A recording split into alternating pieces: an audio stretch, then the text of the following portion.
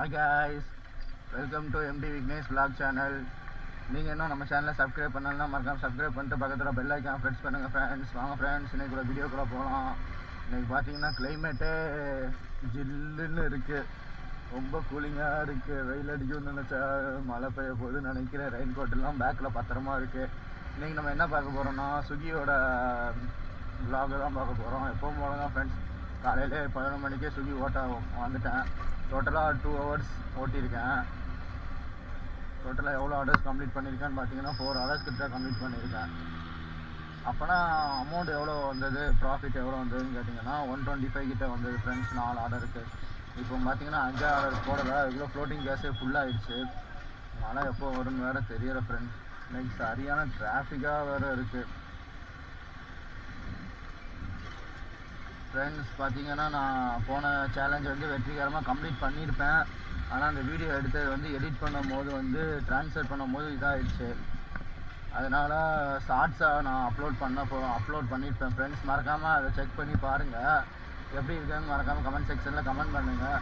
அதுக்கடுத்து பார்த்தீங்கன்னா நம்ம இந்த மாதிரி சேலஞ்ச் வீடியோ வந்து நான் நெக்ஸ்ட்டு வந்து ஒரு எப்படி சொல்ல, இந்த மாதிரி கொலாப் பண்ணி போடாமல் டிஃப்ரெண்ட்டாக போட்டு அச்சீவ் பண்ண மாதிரி ஒரு மழை பெய்ய ஆரம்பிச்சிருச்சுன்னு நினைக்கிறேன்.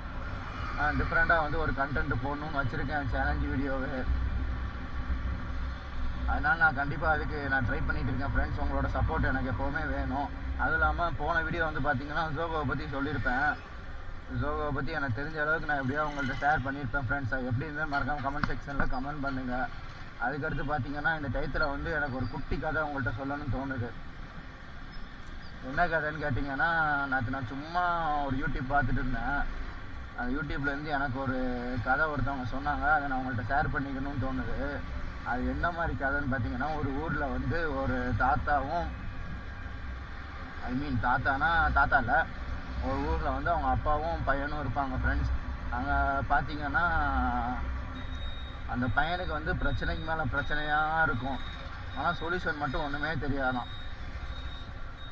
ரொம்ப சோகத்தில் ரொம்ப டிப்ரெஷனில் போய் உட்காந்துட்டானாம். அப்பா எப்போவும் டெய்லி பார்த்துட்டே இருந்திருக்காங்க. இவனை எப்படி சொல்லி மோட்டிவேட் பண்ணுறதுன்னே தெரியலையாம். அதனால் ஒரு நாள் வந்து அவங்க அப்பா வந்து என்ன உனக்கு பிரச்சனை அப்படி இப்படின்னு கேட்டிருப்பாங்களாம். உடனே அவன் சொல்லியிருப்பான், எனக்கு பிரச்சனைக்கு மேலே பிரச்சனையாக இருக்குப்பா, எனக்கு எப்படி ஹேண்டில் பண்ணணும்னு தெரியல, அதுக்கு சொல்யூஷன் எனக்கு கிடைக்க மாட்டேங்கி, அதுக்கு என்ன செய்யலாம் அப்படின்னு கேட்டிருப்பாங்க. உடனே அவங்க அப்பா வந்து சொல்லியிருப்பாங்களா, நீ அந்த பிரச்சனையை தூர தள்ளி வைக்கும் போது நான் உனக்கு ஒரு இந்த அடுத்த ஆர்டர் போட்டாங்க ஃப்ரெண்ட்ஸ். நான் இந்த கதையை பேசிகிட்டு இருக்கும் போது ஒரு நிமிஷம் இதை மட்டும் அக்செப்ட் பண்ணிக்கிறேன். பார்த்தீங்கன்னா அவங்க அப்பா சொல்லியிருப்பாங்கன்னா, இதை ஒரு நிமிஷம் நீ யோசிக்காத, நான் உனக்கு ஒரு வேலை கொடுக்கேன். இன்னைக்கு நைட்டு வந்து நம்ம கார்டனில் உள்ள ஒட்டகத்தை வந்து நீ எல்லா ஒட்டகத்தையும் உட்கார வை, அதுக்கடுத்து நாளைக்கு காலையில் என்கிட்ட சொல்லு அப்படின்னு சொல்லியிருக்காங்க போல். உடனே அவன் யோசிச்சிருக்கான், என்னடா நம்ம அப்பா லூஸா, நம்மளே 1008 பிரச்சனையில் இருக்கோம், இந்த வேலையை ஒன்று என்னத்தை உட்காந்து பார்த்தேன்னு யோசிச்சிருக்கான் போல். உடனே சரிப்பா நான் பார்க்குறேன்னு சொல்லியிருப்பான் போல். உடனே பார்க்குறேன்ட்டு நைட்டு வந்து எல்லா வேலையும் முடிஞ்சிருச்சு. காலையில் வந்து அவங்க அப்பா கேட்டிருக்காங்க, நைட்டோட எக்ஸ்பீரியன்ஸை நீ ஷேர் பண்ணு, ஒட்டகத்தை எல்லாத்தையும் உட்கார வச்சுட்டியா, மீன்ஸ் கிராஃபிக் எல்லாத்தையும் உட்கார வச்சுட்டியான்னு கேட்டிருக்காங்க. உடனே அவங்க அப்பாட்ட அவன் பதில் சொல்லியிருக்கான், சில ஒட்டகங்கள் வந்து அதுவாகவே உட்காந்துருச்சு, சில ஒட்டகங்கள் வந்து நம்ம உட்கார வச்சோன்னே உட்காந்துருச்சு, சில ஒட்டகங்கள் வந்து எப்போவுமே உட்காராமல் திமிருன்னா அடம் பிடிச்சிட்டு அப்படியே இருந்தது, அதுக்கு எப்போ உட்காரணும்னு தோணுதோ அப்போ தான் உட்காந்துருக்கான்.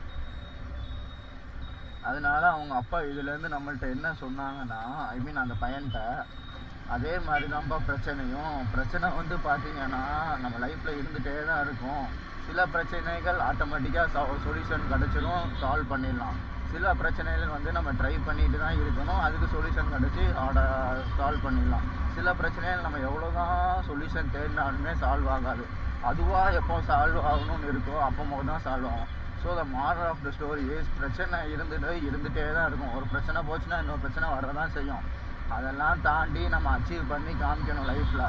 இந்த கதையில் இருந்து நம்ம இந்த வந்து மாரல் ஆஃப் த ஸ்டோரி வந்து நம்ம எடுத்துக்கிடுவோம்.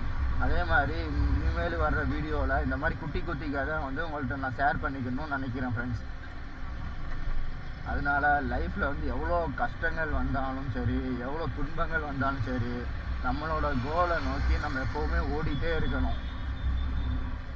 அதுதான் ஃப்ரெண்ட்ஸ் எங்கள் சப்ஸ்கிரைபருக்கு நான் சொல்ல வேண்டிய சின்ன ஒரு இது. ஓகே ஃப்ரெண்ட்ஸ், எனக்கு தெரிஞ்சு அடுத்த ஆர்டர் போட்டாங்க, அதனால நான் கிளைம் பண்ண போய்கிட்டு இருக்கேன். கிளைம் மீன்ஸ் வாங்குறதுக்கு போய்கிட்டு இருக்கேன் ஃப்ரெண்ட்ஸ். அதனால் நீங்கள் பிரச்சனையை வந்து பிரச்சனைன்னு பார்த்துட்டே இருந்தால் பிரச்சனையாக தான் இருக்கும். அது சொல்யூஷன் தேடுங்க. சொல்யூஷன் கிடைக்கலனாலுமே வெயிட் பண்ணி திங்க் பண்ணி சால்வ் பண்ண ட்ரை பண்ணுங்கள். அதனால் take your own decision. Life is too short, so we have to accept the every situation to every moment. அதனால் பார்த்துக்கோங்க ஃப்ரெண்ட்ஸ் எப்படின்ட்டு. என்னடா அடிக்கடி லூஸ் மாதிரி இங்கிலீஷ் பேசுகிறான், தமிழ் பேசுகிறான், கதை சொல்கிறானே, ஒரு விளாக்னா இப்படியா இருக்கணும் நீங்கள் யோசிப்பீங்க. நான் எனக்கு தெரிஞ்ச எக்ஸ்பீரியன்ஸு, எனக்கு தெரிஞ்ச ஐடியா, எனக்கு தெரிஞ்ச இதை உங்கள்கிட்ட நான் ஷேர் பண்ணுறேன். பிடிச்சிருந்தா எடுத்துக்கோங்க ஃப்ரெண்ட்ஸ். நம்ம தளபதி அண்ணன் மாதிரி தான். பிடிச்சிருந்தா டேக் கேர், பிடிக்கலனா டோன்ட் கேர் மாதிரி தான். ஆனால் டோன்ட் கேர் மட்டும் வேண்டாம். எப்போவுமே take care is the best option to solve all the problem. Okay friends, அடுத்த ஆர்டர் பார்த்தீங்கன்னா 35 ரூபாய்க்கு கொடுத்துருக்காங்க. 35 ரூபாய்க்கு எங்கே வந்திருக்குன்னா 2.84 கிலோமீட்டர்ஸ். நான் இந்த ஆர்டர் பிக் பண்ணிட்டு உங்களுக்கு நான் போக கண்டினியூ பண்ணுறேன். பாய் பாய், see you.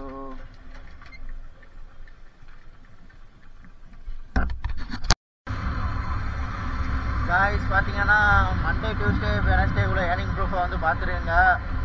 ஏன்னா இது வந்து நான் வந்து என்னைக்கு ஷூட் பண்ணுறேன்னா தேர்ஸ்டே என்னைக்கு ஷூட் பண்ணுறேன். டியூஸ்டே வெனஸ்டே கொஞ்சம் மழை பெஞ்சனால என்னால் ஷூட் பண்ண முடியல. வெனஸ்டே வந்து கொஞ்சம் ஒர்க் பார்த்துட்டு இருந்தேன். அதனால் ஏர்னிங் ப்ரூஃபெல்லாம் நான் வீடியோட எட்டில் உங்களுக்கு நான் அட்டாச் பண்ணுறேன். பார்த்துக்கோங்க ஃப்ரெண்ட்ஸ், டோட்டலாக எவ்வளோ நேரம் ஓட்டிருக்கேன், எவ்வளோ ப்ராஃபிட் எடுத்திருக்கேன்னு பார்த்துக்கோங்க. ஆனால் அது எல்லாமே ஃப்ளோட்டிங் கிளாஸ்லேயே கொடுத்து அவங்க சரி பண்ணிட்டாங்க மோஸ்ட்லி. அதனால் பார்த்துக்கோங்க ஃப்ரெண்ட்ஸ், ஏர்னிங் ப்ரூஃப் எப்படி இருக்குதுன்னு பார்த்துக்கோங்க. Okay, see you another video. பாய். வீடியோட ஏர்னிங் ப்ரூஃப் வந்து எப்பவும் போல் வீடியோட எண்டில் உங்களுக்கு நான் அட்டாச் பண்ணுறேன். கொஞ்சம் இருட்டில் எடுக்கிறனால உங்களுக்கு கிளியராக எதுவும் தெரியலன்னு நினைக்கிறேன் friends. Okay friends, see you. Guys பார்த்தீங்கன்னா இப்போ வாங்க நம்ம ஏர்னிங் ப்ரூஃபை பார்க்கலாம். ஏர்னிங் ப்ரூஃப் வந்து பார்த்தீங்கன்னா மண்டே டியூஸ்டே வெனஸ்டே 3 நாளுக்கும் சேர்த்து ஓட்டியிருப்பேன். சேர்த்து பார்த்தீங்கன்னா கிட்டத்தட்ட 3125 வந்திருக்கும் ஃப்ரெண்ட்ஸ். வாங்க அதை நம்ம கேல்குலேட்டரில் போட்டு பார்த்துடலாமா. 3125 வந்து நான் டோட்டலாக எவ்வளோ ருபீஸ் பெட்ரோல் போட்டிங்கன்னு பார்த்தீங்கன்னா ஒரு நாளைக்கு 210 போட்டேன். 210 × 3 பார்த்தீங்கன்னா 200னா 600, 630 மைனஸ் ஒரு 630 போட்டோம்னா கூட 3 நாள் ப்ராஃபிட் வந்து பார்த்தீங்கன்னா 2495. ஓகே ஃப்ரெண்ட்ஸ், இவ்வளோ தான் ஃப்ரெண்ட்ஸ் நம்ம 3 நாள் சேர்த்து ப்ராஃபிட் எடுத்திருக்கோம். டோட்டலாக வந்து பார்த்தீங்கன்னா எவ்வளோ ஹவர்ஸ் ஓட்டியிருக்கோன்னா 30 ஹவர்ஸ் வந்து ஓட்டியிருக்கோம் ஃப்ரெண்ட்ஸ். ஓகே ஃப்ரெண்ட்ஸ், இது வந்து ஃப்ளோட்டிங் கேஸ் பார்த்தீங்கன்னா அவனே 3000 கொடுத்துட்டான். இது 3 நாளைக்கு ஓட்டினதுக்கும் இதுக்கும் சரியாக போயிருக்கும் தான் நினைக்கிறேன். எக்ஸ்ட்ரா 125 ரூபா வந்திருக்கும். அவ்வளோதான் friends. Okay friends, next video பார்த்தீங்கன்னா ஒரு என்டர்டெயின்மெண்ட்டான விலாகாக இருக்கும்னு நினைக்கிறேன். பார்த்து என்ஜாய் பண்ணுங்கள். Okay, see you another video. Bye bye.